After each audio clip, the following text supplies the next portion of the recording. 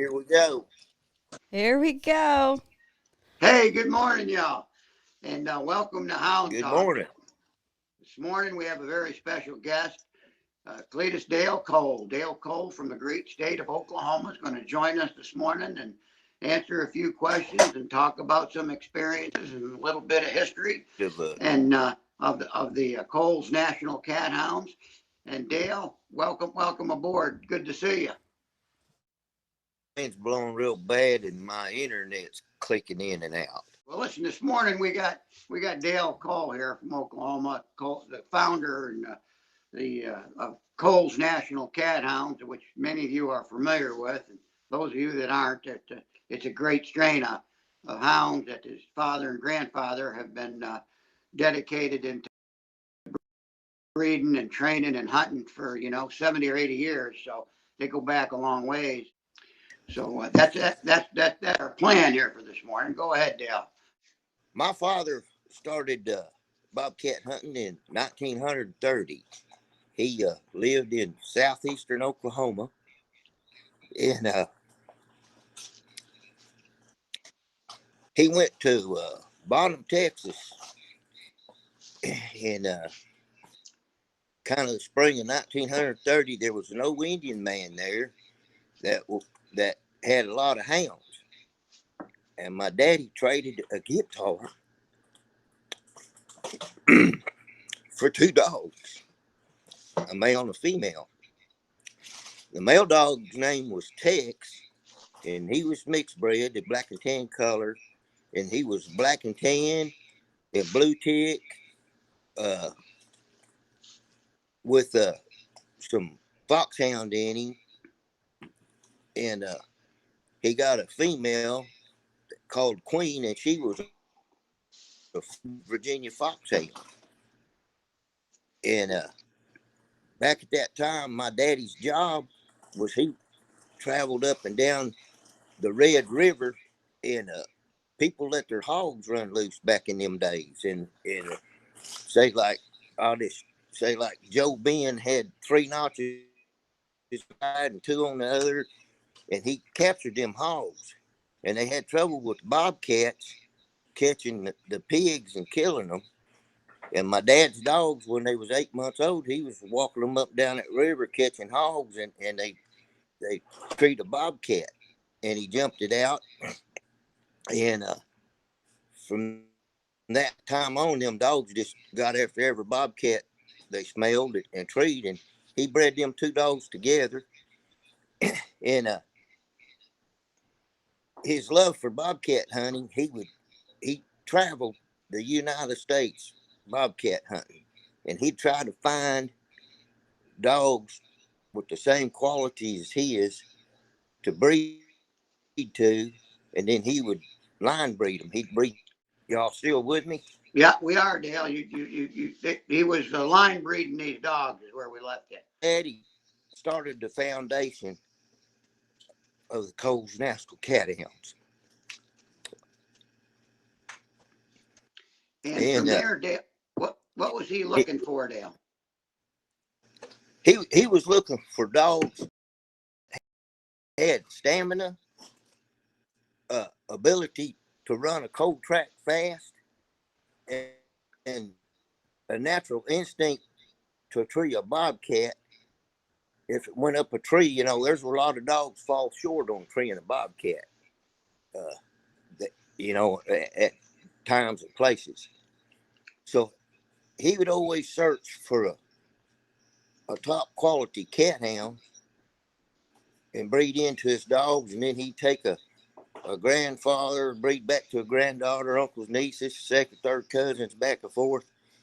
In 1994, I was 12 years old, and we had a female called Beauty, direct out of my dad's dogs. And I had a dog that my dad gave me that was distant related to her, and I bred to her, and that was my start of the hounds. And anyway, I continued my father's methods with these dogs through all the years. I started like in 1964 breeding my father's dogs. And I just try to breed. In a way, it's kind of been guesswork, but anyway, my father's method, he was breeding dogs like his daddy bred racehorses back many, many years ago. So, line breeding these hounds for the many, many years, they go back to 1930 when my dad started breeding them. That's 90 years.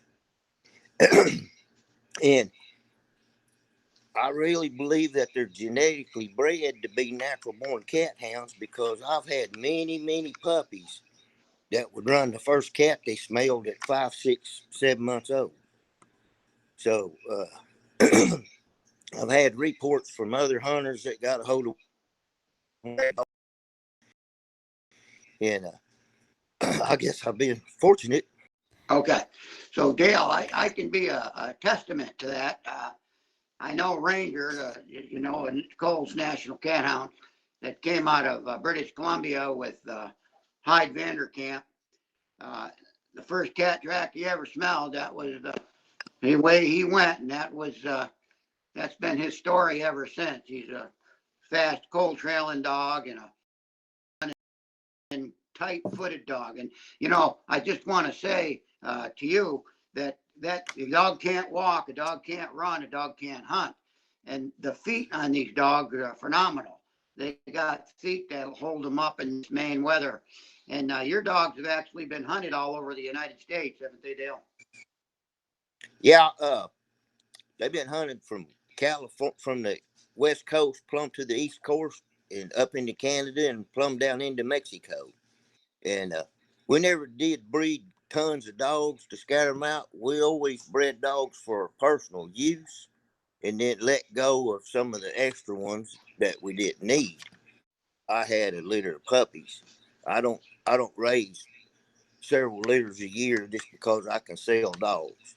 I breed what I hunt and hunt what I breed. Now, can you tell us a little bit about sport? Well, sport was, I've had a few dogs through the years that were like him, and I have one now that was like him. But Sport was one of the greatest hounds I ever owned. He could run a Bobcat with his head up and run a cold track like faster than most dogs could a hot track. And he just caught many, many Bobcats. And he was highly intelligent. He could be across a river treed and you couldn't get to him, and you could whistle and holler at him, and he would swim that river and come to you and follow you back to your vehicle on foot without putting a leash on him. He minded better than any dog I ever owned. Him and his mother minded well, but he was just super about minding. You could let him out of the box and say, "Well, load back up," and he just load back in the box. You could turn him loose and say, "Bobcat, Bobcat," and he just get to snorting and smelling. And he was just a great cat hound. And I raised, I had a female that I come up with that was actually a niece to him. This female was out of his sister, and I called her Sadie. And back in the early 90s, from up to about 2000, I raised 10 litters of pups out of Sport and Sadie. Today, his blood Ranger goes back to Sport. Sport would be like a great grandfather to Ranger, but he was just a phenomenal hound. Now, do you like a cold? Do you like an open trailer on cats, Dale, or a closed mouth dog?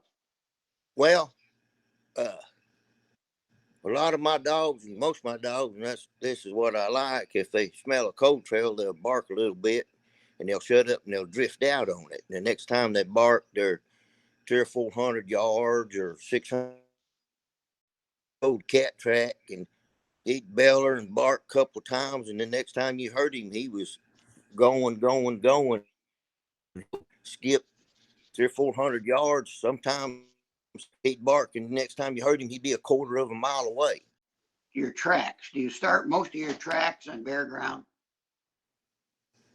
Yeah. Here where I live, I start most of my tracks on bare ground by roading the dogs or going to places where I know cats are, and free casting the hounds into briar patches and places where cats are. And sometimes I track hunt if I'm in an area where the roads are kind of sandy. You can ease along on a sandy road, and you can find a cat track in the dirt, in the sand, and turn out on them. And it's just it's how you raise and train them. But raising and training dogs on dry ground, if you get into snow, they seem to be able to catch it. Now, do you ever rig them? Do you ever strike off your truck? Yeah, I put them on the box and drive real slow down the road while I'm track hunting. And sometimes, when I'm track hunting in the dirt, and sometimes a cat is just off the road a ways, but he's not in the road, and the dogs will go to barking, and I'll turn loose that way. They'll strike off the rig. Most of your cats tree, or do you bay up a lot of them on the ground? Oh, probably 50% of them are tree. 50% of them won't. Here in this country, we have a county road every square mile. And a lot of these cats, I guess they grow up learning it or whatever, but you can run a cat for a while around and around and around. They'll cut out and hit one of these dry ground roads, and they'll just go down the road several miles, passing up Yeah.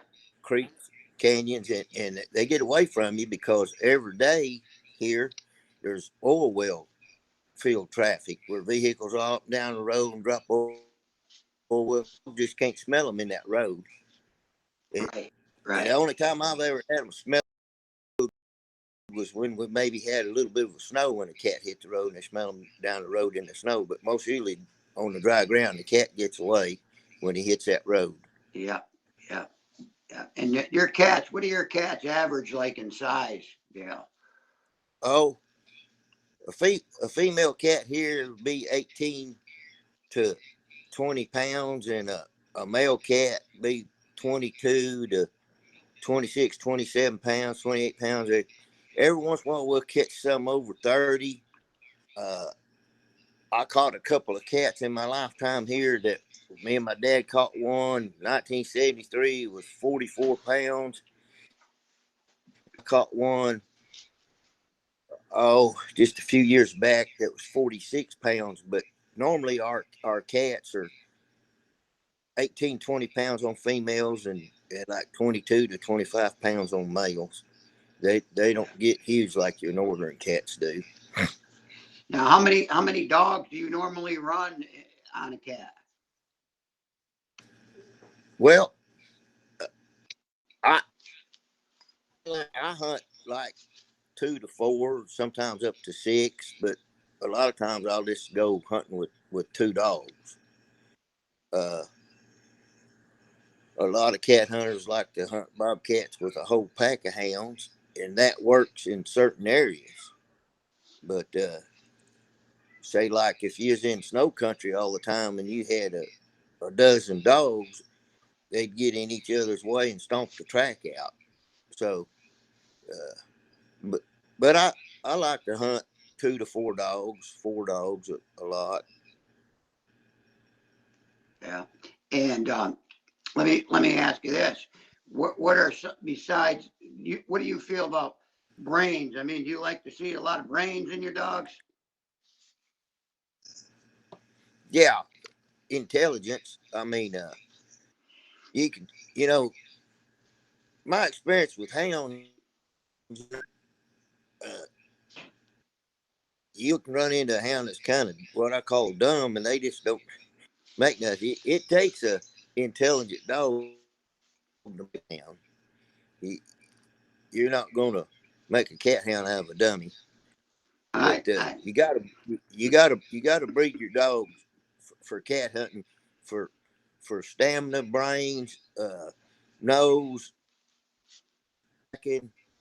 catching ability. Eh, they're not gonna. What my daddy always said: how good a dog is what he has between his ears. I like the way your daddy talks. Eh, There's areas where a cat will take a tree, and a real good cat dog will fall short of locating them. To My daddy always said, well, it's to learn to tree a bobcat like a squirrel dog treeing a squirrel wind tree 'em. Because sometimes a cat don't leave no scent climbing a tree. He bounces off, and that's where a lot of dogs fall short on treeing a bobcat. They'll be running, that cat will take a tree and they'll just run past him. And a lot of times, And that, a dog, when them dogs run past that cat like that, and that cat's laying up that tree, and the dogs will drift on out of the way, the cat will come back down that tree and go back the way he came from. so you get, in other words, you run that backtrack.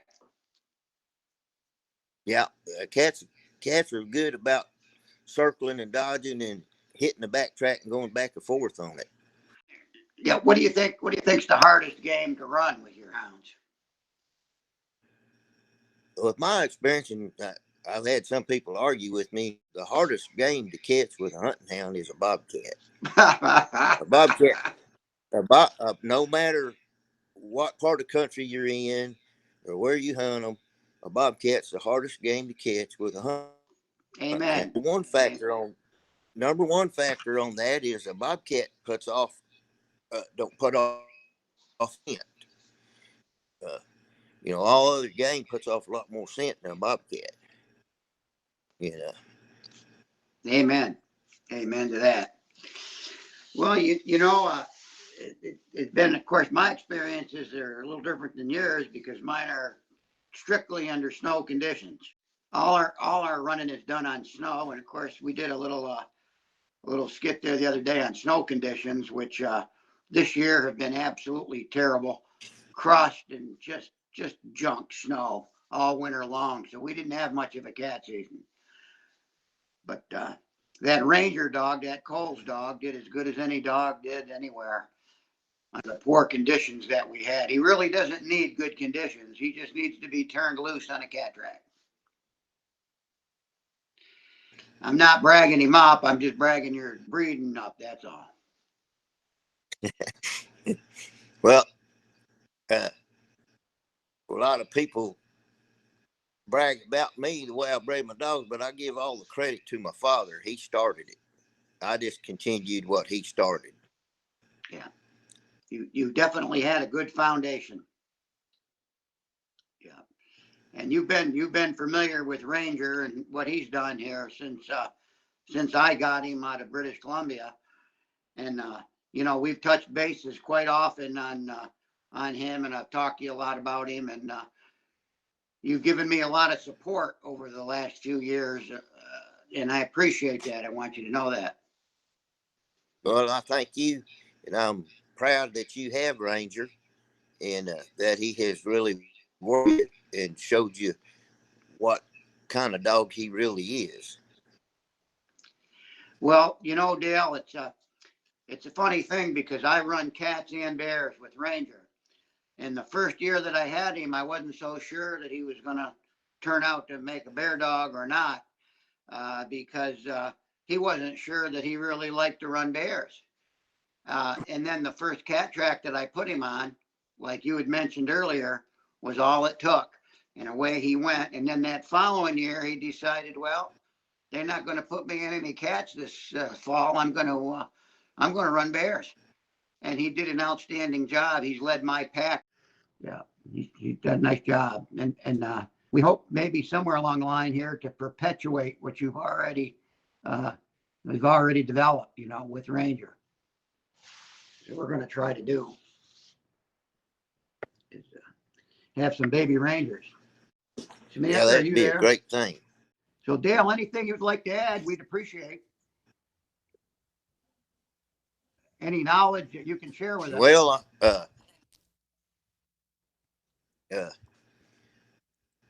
all I know is right back. To have a good dog, keep them in the woods. Keep hunting them. The more you hunt them, the better they get. I'm going to go through some of the comments here on YouTube for you guys. Sam, is there any questions that we've had? Yep, let me go through right now. We do have a lot of people watching right now from all over the country. Let's see here. You guys have any questions? We're opening it up right now. They love hearing the history. They're really enjoying this. We got greetings from Gloversville, New York, from Mississippi, from Ontario. People watching from up there, from Indiana, Wisconsin. Well, you know, Samantha, there isn't a more knowledgeable individual than Dale Cole when it comes to CatHounds. Not only in the breeding and hunting, but he's a houndsman. He understands hounds. He knows what to look for. He knows how to make it appear through a successful breeding program that's been advertised in national magazines that have been sent all over the world. Full Cry magazine was a big. That's, you know, when I first heard of Dale, I guess I was a young fella myself, probably in my 20s. And not giving our age away, Dale, you understand, but I was a young fella when and then, as you know, I got more into the hounds, and I'd try to get a dog from Dale. Every time I'd call him up, it was never the right time. Dale would always say, "Hey, call me back in a year or two. I don't have anything right now." And so, just to let you know, he's been nationally acclaimed a Bobcat hunter and breeder for his entire life, and a more knowledgeable. Whenever I have a question about anything my dog's doing, you know, my National CatHounds doing, I pick up the phone and I call Dale. I say, Dale, what do you think about this, or what do you think about that? And there's nobody that'll give you a more honest and accurate answer than Dale Cole. Well, I appreciate that. Anybody like to ask him any questions, go right ahead. So we got one here, which we kind of already touched on, and it is, can a dog run bear and cat? And Sam, all of your dogs do that, correct? They do, and Dale's dogs, they actually will run various games, and they have been put on game all over the country. Dale can tell you more about that, but they've been on everywhere from, like he said, Mexico to Canada. And yes, my dogs do run bears and cats, and that's important. What I would like to mention, though, and maybe Dale will agree with me, is I like to start them on small game first. I like to start them on rabbits myself, because that's where I'm at. And if they're born at a certain time, I like to start them on that small game, because they can that's a more delicate track. It's more a way of a cat would run. I don't like to start them on bears if I can get away with it, because with a bear, there's a lot of scent. They got their heads right back in the air, and they're looking for that volume of scent. And when they start to run cats, it's not there. As Dale had mentioned earlier, that's a very fine amount of scent on that Bobcat. So I like to start them on small game. He mentioned 2 squirrels. He said, you know, if you get that squirrel dog treeing mentality where they can locate, that's all good stuff. So the answer is yes, we do run them on bears and cats, and in conjunction with that, we like to start them on small game first. Dale, what do you think of that? We got him? Oh, yeah. There's just a little delay. Let it get to him. Dale, we're old. We can't have that delay too long, you know.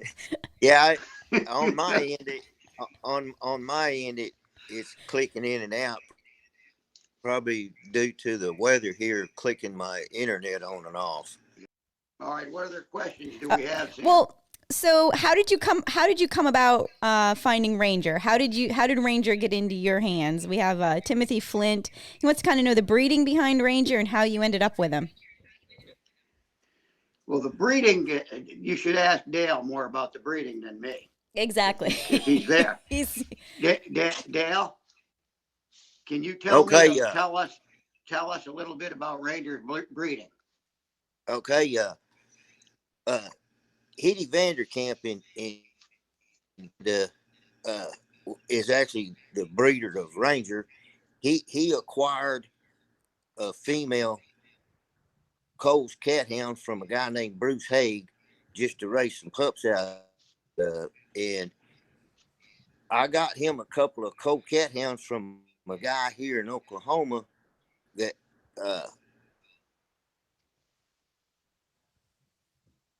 Ranger's father and Frosty,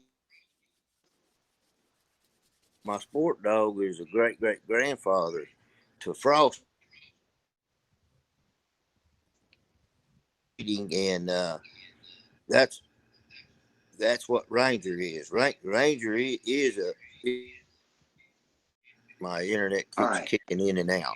Samantha, do you have any other questions or comments? Let me go through these comments really quick from the YouTube channel. Thanks, guys, for tuning in. I know we have people tuning in from work and home. We appreciate you guys. School. Don't forget school. It's cool. Yeah. We got one kid, Dale. He skipped school. He watches these broadcasts on, I don't know, I guess on his cell phone from his school.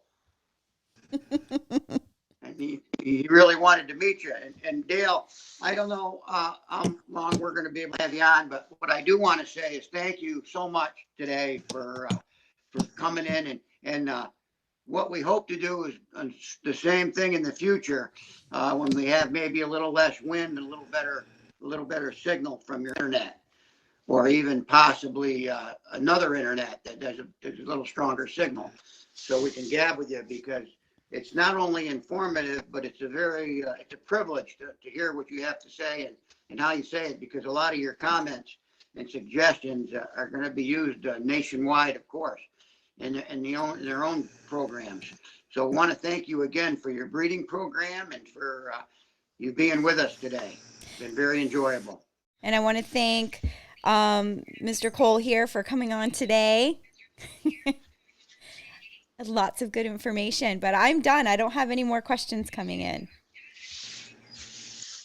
Okay, well, we appreciate it, Dale. Hopefully we'll get together again when there's a little less wind in Oklahoma, if that ever happens. I'm not sure it ever does. Probably blows up there all the time, don't it?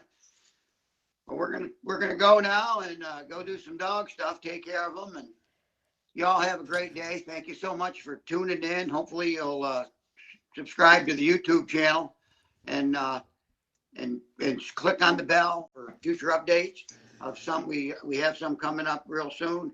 We've got a camera review that we recently did, and we got several Bobcat hunts that are in the process of being edited now by our lovely daughter, Samantha.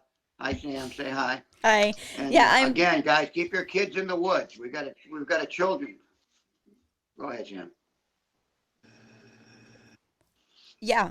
No, I have a couple videos in the pipeline, but I'm excited to have some guests on these lives. I really like the interaction with you guys, and we love any comments or suggestions you guys have.